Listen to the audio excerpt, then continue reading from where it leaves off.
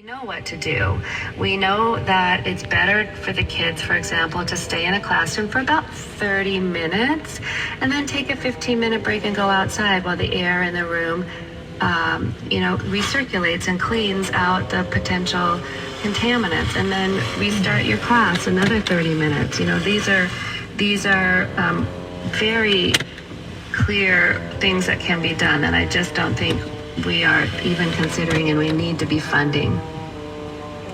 You've just come out with preliminary findings of a study on musical instruments for high school educators. What are you trying to discover there? Yeah, we're about 10 days into our 6-month study of aerosol generation from musicians and performers so that we can better understand how to continue music education both at the university and high school and even elementary school level. And what we want to know is, there's very little to no information in the current peer-reviewed literature on aerosol generation from musical instrument playing. And so we're trying to make those measurements in our test chamber, and then we want to be able to test mitigation measures. For example, putting a simple bell cover over the end of a clarinet and finding out how does that reduce the aerosol emissions from playing that instrument. So those are the kinds of tests we're actively doing now. You're talking about wind instruments. Does this same thinking apply to singing?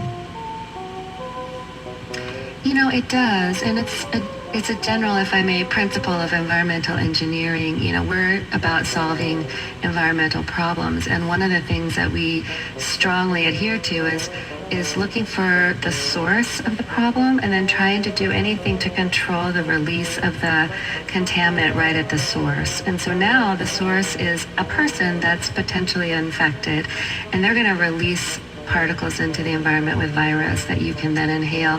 So if we can keep that release from getting into the environment right at the source, then we're able to most effectively address this challenge. And that means, we tested a singer in our lab, and we had her both sing with and without a mask. It's very uncomfortable to sing with a mask. On the other hand, the potential to release aerosol when you're singing with a mask is reduced. And so it's a really important challenge to look at. And I think right now we need to be accepting the fact that, it's not going to be that comfortable, but I still get to sing. And how great is that? Shelley, what do you think the messaging should be on the spread of coronavirus indoors, and who's responsible for communicating that?